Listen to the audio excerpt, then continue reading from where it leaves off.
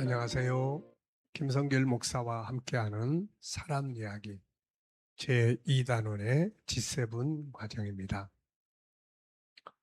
자, 전 시간에 이어서 이 시간 13-6회가 되겠는데요. 자, 우리가 종합적 치료 방법에서 하나는 영성 치료, 또 하나는 정체성 치료, 또 하나는 심리 상담 치료를 우리가 지금 나누고 있습니다. 상담을 할 때 어떤 것들을 상담을 해서 그분을 돕느냐 하는 건데요.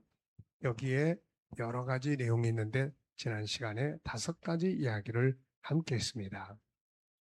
우선은 대화와 공감, 두 번째는 본질적인 나, 회복하기, 세 번째는 증상이 모든 사람이 다 가지고 있다. 보편적인 거다라는 걸 인식하기. 네 번째는 어떤 기피하는 대상이나 이럴 때 나만의 생각이지 그 사람의 생각은 그게 아니는 경우가 거의 다다. 그래서 필요하면 확인을 해라. 확인만 하면은 그 다음에 넘어갈 수 있는 거거든요. 이게. 5번째는 피하지 말고 부딪힐 것. 네,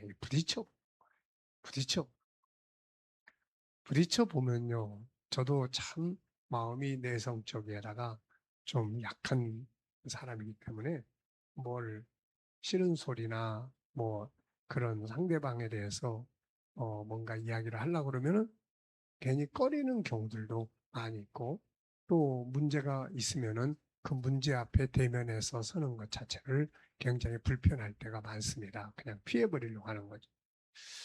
그러다가 이게 습관이 돼버리면 안 된다. 그래서 성경을 깨달으면서 저는 항상 부딪혀 봅니다. 일단 부딪혀 봅니다. 뭐 문제가 있어요? 없어요. 저한테 뭐 문제 있나요? 이거 어떻게 해결해야 되죠? 자, 이 부분에 대해서 어떻게 생각하십니까? 항상 먼저 부딪혀 보는 거예요. 부딪혀 보면은 제가 참 좋아하는 말씀 중에 하나가 에베소서 3장 20절인데요. 거기에 사도 바울이 하나님께 영광을 돌리면서 이렇게 말했어요. 내가 구하는 것이나 생각하는 것보다 넘치도록 역사하시는 하나님께 감사한다. 이런 말씀이 나와요. 그러니까 항상 부딪혀 보면은 내가 생각했던 것보다 유익하게 또 넘치게 이렇게 해결되는 것들이 굉장히 많습니다. 어쩌면 대체적으로 그런 것 같아요.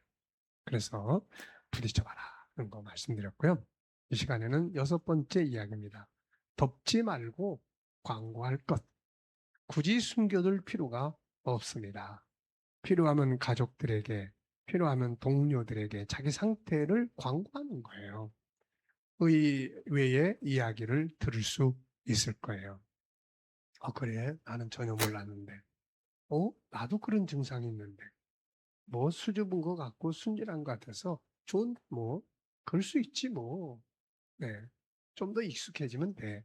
그러면서 다양한 의견들, 다양한 정보들을 들을 수가 있습니다. 그게 나에게 큰 도움이 되는 거거든요. 그래서 자꾸 이렇게 움츠려서 내 상태에 대해서 부끄러워하고 또 사람들 앞에 나타내는 것을 자꾸 꺼려하고 그러면 안 돼요. 그냥 드러내요. 난 이런 사람인데 좀 이해해 주면 좋겠다. 내가 요즘 상태가 이런데 조금 마음에 안 들어도 내가 열심히 노력하고 있으니까 좀 도와줘. 그게 드러내는 거예요. 드러내는 거. 이게 치료에 중요한 효과를 가져온다는 겁니다. 7번째는 그 속에 들어있는 장점 보기. 때로는 그것이 자연스러운 행동일 수 있다. 필요하면 더 잘 준비하자. 자, 현실을 대처하는 거예요. 모르는 사람 앞에 설 때 부끄러워하는 것은 당연한 일이죠. 안 해보던 일을 하게 되면 당황하게 되고 서툴게 되는데 이것도 당연히 당연한 현상 아닙니까? 상사 앞에 나갈 때 손이 좀 떨고 요, 뭐 마음도 좀 움츠리고 얼굴도 빨개지고 이건 누구나 다 겪는 일이에요.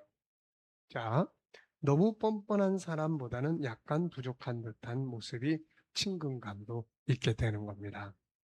자, 필요하다면 잘 준비해요. 그냥 준비 잘하고 또 그래서 발표나 뭘 할 때 준비, 익숙함. 처음엔 누구나 다 떨려요. 더 잘 준비해서 익숙하게 하는 것이 참 중요합니다. 그리고 스스로도 자기를 위로해요. 처음에는 다 떨려. 예, 그럴 수 있어. 나중에는 무슨 말을 했는지. 저도 어떤 큰 집회에 가서 예, 발표를 가졌는데 예, 잘 준비를 해서 가져갔습니다. 근데 나도 모르게 한 700명 되는 그런 교수진들 앞에서 강의를 하고 설명을 하다 보니까 나중에는 이게 익숙한 무대가 아니잖아요. 그러다 보니까는 나중에는 내가 뭔 말을 했는지 모를 정도로 당황해서 끝내고 강단을 내려왔던 일이 있습니다. 그러면서 항상 생각해 보면 그때를 생각하면 아쉽죠. 내가 왜 그랬을까? 네. 근데 누구나 다 그래요. 근데 이런 게 이제 익숙해지면 그게 이제 내 무대가 되는 거죠. 익숙해지면 청중들을 데리고 그냥 노는 겁니다, 이게. 자, 그래서 우리가 이렇게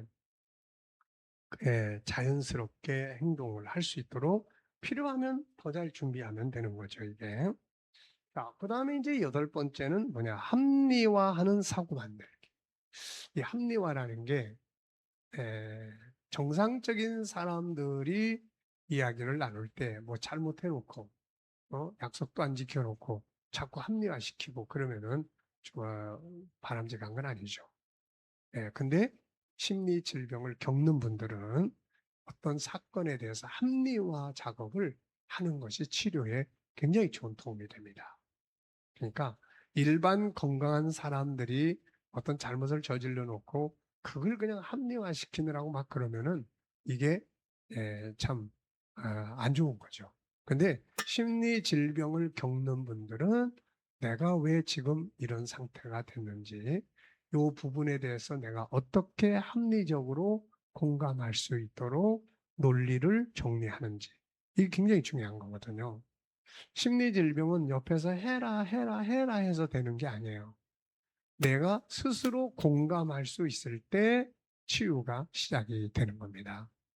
그래서 일반인과 심리질병을 겪는 분들이 그런 차이를 가질 수 있다 하는 것을 이해를 해야 돼요. 그래서 내가 건강한 삶을 사는 사람이 맨날 뭐 잘못해놓고 그냥 그걸 합리화시키려고 이야기하는 거 이런 건 하면 안 되고 솔직히 잘못했으면 잘못했다 그러면 되는 거고. 근데 마음이 아프신 분들, 심리 질병을 겪는 분들은 합리적 사고를 만드는데 노력을 좀 해야 됩니다. 자, 어떤 문제가 생겼어요. 이 문제가 사건, 윗사람이 옆에 있어서 손이 떨리고 심장이 뛰고 얼굴이 붉어져 이 일을 제대로 못하고 자리를 피해버렸습니다. 자기 상사 앞에서. 자, 이제 문제는 그 다음이에요. 이걸 내가 딱 피해버리고 나니까는 이제 이걸 합리적으로 생각하지 못하는 사람은 어떻게 생각을 하느냐. 아유, 이런 일이 일어나면 안 되는데, 에휴, 상사가 나를 그냥 형편없다고 생각할 거야. 나는 항상 이래, 왜 그래, 이거. 역시 나는 안 되는구나. 이렇게 되면은 이제 그 자리에 다시 못 섭니다. 그리고 나중에는 그만둬야 되겠다. 직장을 차라리 그만두자. 이렇게까지 가는 거예요. 근데 합리적 사고를 딱 만들 줄 아는 사람은 이렇게 생각합니다. 윗사람 앞에서는 뭐 다 떨리는데 뭐 윗사람 앞에서 떨리는 거 누구나 다 그래. 내가 윗사람이 돼도 만약에 내 앞에 새로운 사람이 오면 분명히 떨 거야. 이게 잘못된 건 아니야. 그렇다면은 어떻게 하면 좋지? 예, 이 부분에 대해서 내가 더 적극적으로 준비를 해보고 이왕이면 자주 윗사람에 대해서 인사도 하고 자주 해보자. 그 친근감이 들고 익숙해지면은 자연스러운 거거든요, 이게. 자, 그래서 요게 바로 합리적 사고예요. 이런 합리적 사고는 뭔가 발전을 만들게 돼요. 그러니까 심리 질병을 겪는 분들은 이런 부분들을 좀 잘 이렇게 기억하는 것이 좋습니다. 예, 또 시간이 벌써 10분이 됐습니다. 자, 이 시간 여기까지 하고 마치도록 하겠고요. 다음 시간에 이어서 계속하도록 하겠습니다. 자, 이 시간에 말씀드렸던 거 잘 기억하십시오. 6번째부터 시간. 네, 덮지 말고 그냥 드러내라. 그리고 익숙해지도록 연습하고 훈련해라. 합리적 사고를 만들어라. 네. 시간 여기까지 하고 마치겠습니다. 감사합니다.